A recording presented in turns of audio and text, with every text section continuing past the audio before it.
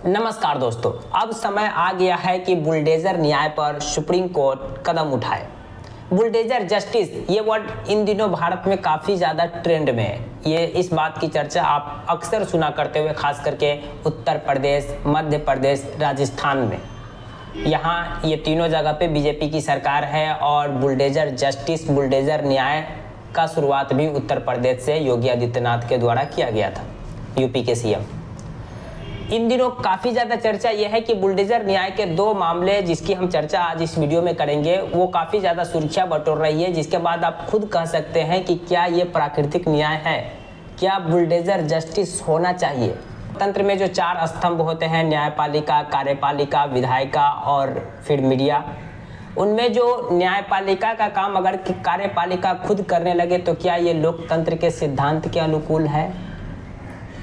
किसी को सजा देने का काम या सजा देने का अधिकार किसके पास होता है? न्यायपालिका। अगर सजा देने का काम भी कार्यपालिका खुद करने लगे तो फिर न्यायपालिका की भूमिका कहाँ रह जाएगी।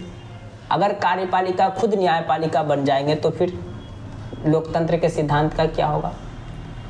और आगे हम आपको बताएंगे कि जो प्राकृतिक न्याय है उनका सिद्धांत ये कहता है कि अगर कोई अपराधी है, किसी ने अपराध किया है तो उसका सजा उसी को मिलेगा, जो अपराधी है उसी को, न कि उसके परिवार को और न कि उसके आने वाले पीढ़ी को। लेकिन आपको पता है, अगर कोई आरोपी, अपराधी तो छोड़ दीजिए, जो कोई अगर आरोपी है, उन पर किसी चीज़ का आरोप लगता है और बुलडोजर से उनके घर को तोड़ दिया जाता है, तो ये सिर्फ उसको सज़ा नहीं दिया बल्कि उनके पूरे फैमिली को सजा दिया गया। और ये किसी भी प्राकृतिक न्याय के अनुकूल नहीं है। प्राकृतिक न्याय का सिद्धांत कहता है कि जो आरोपी है, जो अपराधी है, आरोपी भी नहीं, जब तक उन पर अपराध सिद्ध नहीं हो जाते, अगर कोई अपराधी है तो उनका सजा उन्हीं को मिलेगा। लेकिन बुलडोजर जस्टिस में इस न्याय का भी पालन नहीं किया जाता है। हम आपको हाल फिलहाल के 2-3 घटना सुनाते हैं, जिसे सुनकर आप भी चौंक जाएंगे कि ये किस प्रकार का बुलडोजर जस्टिस है। पहला मामला हाल फिलहाल जो राजस्थान के उदयपुर का है। आपने सुना होगा कि 10वीं क्लास के बच्चों के बीच आपस में झगड़ा हो गया, फिर एक बच्चा ने उस पर चाकू से वार कर दिया और एक बच्चे की डेथ हो गई, जिसके बाद उदयपुर में तो कर्फ्यू भी लगा, मतलब कि काफ़ी ज़्यादा तनावपूर्ण माहौल हो गए थे। इस घटना के बाद आरोपी जो बच्चा है, नाबालिग बच्चा, उनका परिवार जिस घर में रह रहा था उस घर को वन भूमि का अवैध कब्जा बता करके प्रशासन तोड़ देती है। यहाँ पर गौर करने वाली बात यह है कि आरोपी के जो परिवार जहाँ रह रहे थे उस घर को अवैध कब्जा बताकर जो तोड़ा गया, वो घर किराए पर था। मतलब कि वो बच्चा का परिवार किराए पर रह रहा था। वो घर के मालिक कोई और थे, उनके घर के जो मालिक थे उनका नाम था राशिद। राशिद ने सवाल उठाया कि इसमें मेरा क्या कसूर था, गलती बच्चा ने किया। अगर बच्चा गलती किए तो भले बच्चा को सज़ा मिलेगी या उनके परिवार को सज़ा मिलेगी। मेरे यहाँ तो रेंटर थे, फिर मुझे रोड पर क्यों ला दिया। मेरा घर जो आज बिल्डिंग तोड़ दिया गया, हम तो आज रोड पर आ गए, हम तो इस रेंट के सहारे ही जीते थे, आज उन्हें राजस्थान प्रशासन ने तोड़ दिया वन भूमि पर अवैध कब्जा बताकर। और वो ये सारे कार्रवाई 24 से 48 घंटा के अंदर हो गई। दूसरा मामला हम आपको बताते मध्य प्रदेश के छतरपुर का है। यहाँ पर एक कांग्रेस कार्यकर्ता, कांग्रेस लीडर जो मध्य प्रदेश का था, उनका एक आलीशान सा बिल्डिंग था, उस बिल्डिंग को तोड़ दिया गया। इन पर आरोप क्या है कि 1 सप्ताह पहले मध्य प्रदेश पुलिस पर जो पथराव किया गया, उस पथराव के मुख्य आरोपी यही कांग्रेस लीडर है, जिनका नाम है हाजी शहजादा अली। और इस आरोप में उनके बिल्डिंग को तोड़ दिया गया, एक आलीशान बिल्डिंग को तोड़ दिया गया। तीसरा हम एक मामला आपको बताते हैं, यह भी मध्य प्रदेश के उज्जैन का है। यह 18 वर्षीय एक मुस्लिम लड़का है जिसका नाम है अदनान मंसूरी। इनके घरों को भी 2023 में मध्य प्रदेश प्रशासन द्वारा तोड़ दिया गया। और इन पर आरोप क्या था कि उज्जैन में महाकाल जुलूस के दौरान उन्होंने थूक दिया था। मतलब कि थूकने के आरोप में इनके घर को ध्वस्त कर दिया गया। आप बताइए ये किस प्रकार का जस्टिस है, किस प्रकार का न्याय है।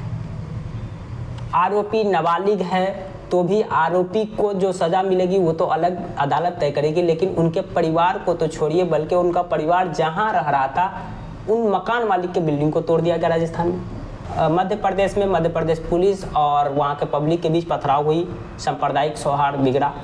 इसके बाद जो वहाँ के कांग्रेस नेता थे, उनके एक आलीशान बिल्डिंग को तोड़ दिया गया। आरोप लगा कि ये पत्थरबाजी वाले जो ग्रुप थे उनके ये मुखिया थे। और उन पर भी अवैध कब्जा बताकर उन्हें भी ध्वस्त कर दिया। उज्जैन का ही एक लड़का था जो 18 साल का था, उन पर आरोप लगा था कि ये महाकाल जुलूस जा रहा था, वहाँ पर उन्होंने थूक दिया, इस कारण उनके घर को तोड़ दिया गया। आप खुद एक न्यूट्रल माइंड से सोचिए कि ये किसी भी प्रकार का जस्टिस है।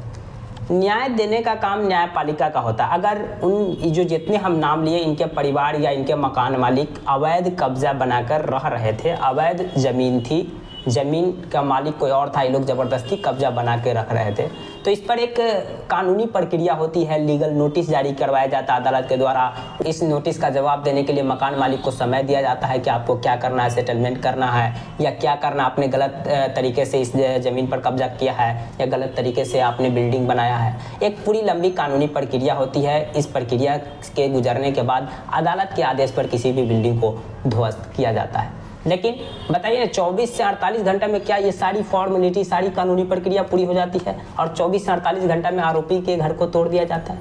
और प्रशासन को तभी याद आती है कि ये ज़मीन अवैध है जब कोई घटना घटती है। अगर आप ही बताइए, उदयपुर में उस लड़का के बीच जो चाकू कांड नहीं होता, वो हत्या नहीं होता था, क्या उस जो राशिद का मकान टूटता? मध्य प्रदेश के जो कांग्रेस लीडर का जो आलीशान सा बिल्डिंग टूट गया, क्या वो टूटता अगर वहाँ पथराव नहीं होते और उनका नाम मुख्य आरोपी में नहीं आता? क्या उस 18 साल के लड़का का बिल्डिंग टूटता जो महाकाल जुलूस के समय थूक दिए, अगर नहीं थूकते तो? इसकी शुरुआत यूपी से हुई या यूपी के बाद धीरे धीरे जो बाकी भाजपा शासित प्रदेश है जैसे कि मध्य प्रदेश, राजस्थान वगैरह में और हरियाणा में भी हमें ये देखने को मिले हैं। रिपोर्ट में दावा किया गया है कि जो ये बुलडोजर जस्टिस बुलडोजर कार्रवाई का ज़्यादातर जो शिकार है वो अल्पसंख्यक समुदाय हुए हैं और हाशिए पर रह रहे समुदाय। यहाँ पर हम आपको कुछ एग्जाम्पल दे रहे हैं कि कब कहाँ बुलडोजर से कार्रवाई की गई। दिल्ली के जहाँ गिरपुरी 2022 की घटना याद होगी, वहाँ पर सांप्रदायिक सौहार्द बिगड़ा और वहाँ पर फिर जहाँ गिरपुरी की झुग्गियों को बुलडोजर से तोड़ा गया। हालांकि इस पर सुप्रीम कोर्ट ने अंतरिम रोक लगाई थी, इस पर हम आगे चर्चा करेंगे। इसके अलावा मध्य प्रदेश के खारगोन 2022 वो घटना याद होगी, वहाँ भी बुलडोजर के जरिए वहाँ बस्तियों को तोड़ा गया। यूपी के प्रयागराज 2022, ये भी आपको मालूम होगा। हरियाणा का नूह 2023, हरियाणा के नूह वाला घटना तो आपको याद होगा कि हरियाणा में जो सांप्रदायिक सौहार्द बिगड़ा, जिसके बाद तनाव हुआ, तनाव होने के बाद फिर प्रशासन उन्हें कंट्रोल किया, कंट्रोल करने के बाद जिस तरह से वहाँ अतिक्रमण के नाम पर जो घर को तोड़ा गया, फाइनली इस पर अदालत के द्वारा इंटरफेयर किया गया और अदालत को कहना पड़ा कि राज्य सरकार क्या जातीय सफाया कर रही थी, मतलब कि किसी एक जाति के लोग के घर को तोड़ा जा रहा था। इस साल फरवरी में एमनेस्टी इंटरनेशनल की रिपोर्ट आई और इस रिपोर्ट में दावा किया गया कि 128 विध्वंस की घटना, तोड़ने की घटना मुसलमानों पर किया गया, जिसमें 617 लोग प्रभावित हुए हैं, 617 लोगों का परिवार प्रभावित हुआ है। पिछले साल ही मध्य प्रदेश की उच्च न्यायालय ने एक परिवार को उनके मुआवजा तहत जो उनके घर को विध्वंस किया गया उसको बनाने का स्थानीय प्रशासन को आदेश दिया था। उसी आदेश में मध्य प्रदेश उच्च न्यायालय ने कहा था कि ये अब एक फैशनेबल बन गया, यानी फैशन बन गया है कि स्थानीय प्रशासन, स्थानीय निकाय बिना किसी उचित प्रक्रिया का पालन किए, बिना जो कानूनी प्रोसेस है उनका पूरा अनुपालन किए, कानून के सिद्धांत, न्याय का सिद्धांत का पालन किए, किसी भी बिल्डिंग को, किसी भी घर को ध्वस्त कर देती है। आप ही बताइए ये किस प्रकार का जस्टिस है, ये किस प्रकार का न्याय है?